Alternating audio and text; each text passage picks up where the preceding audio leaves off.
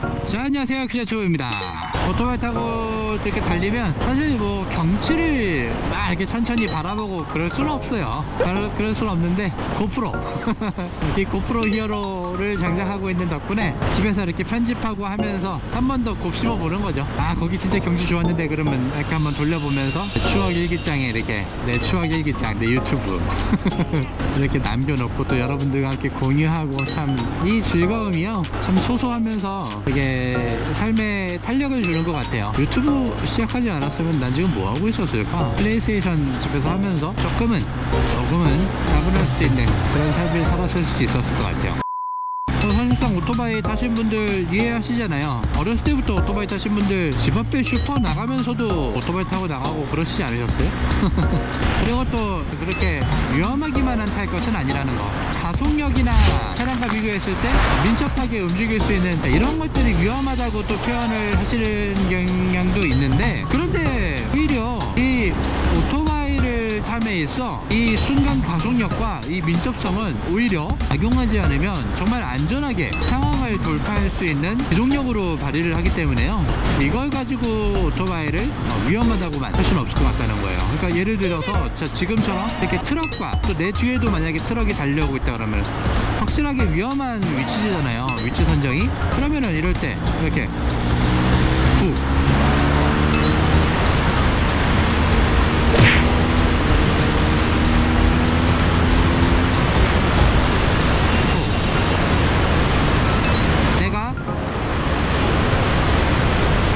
나아가면서, 자 보세요.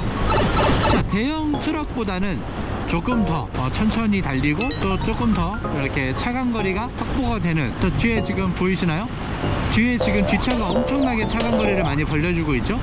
그러니까 내가 더욱더 안전한 위치를 선정해서 달릴 수 있다는 거. 물론 이거를 막 이렇게 악용하고 차량 사이로 막 왔다 갔다 하면서 정말 진짜 뭐라고 해야 되지? 내가 조금이라도 막 더 브레이크를 안 밟고 달리려고 차량 사이로 막 왔다 갔다 운전을 하기만 한다, 그거는 정말 목숨을 내놓는 거고, 그렇게 악용하지만 않는다면 재빠르게 즉각 위험 상황에 대처할 수 있는 그런 민첩한 탈 것이라는 그런 생각입니다. 그러니까 사실상 뭐 이상한 차들 있잖아요, 위험한 놈들.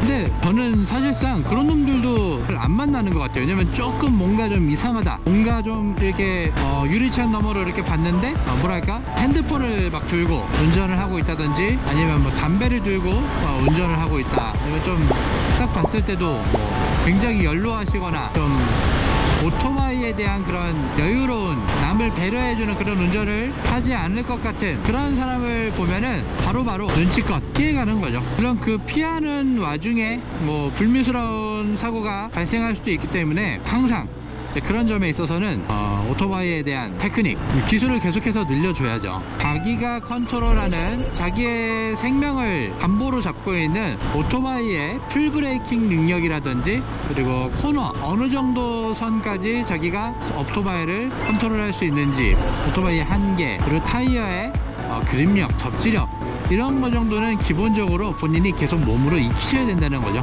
그런 세세한 배움과 즐거움이 무조건 위험이라고만 말할 수 있을까요? 저는 그렇지만은 않다고 생각을 해요. 항상 도로교통법을 준수하고 그 자신이 컨트롤하고 있는 오토바이에 많은 관심과 사랑으로 내 몸과 같이 컨트롤을 할 수 있다면 정말 행복하고 편안하게 삶을 한 단계 업그레이드 해주는 그런 존재가 될 수 있다는 거죠.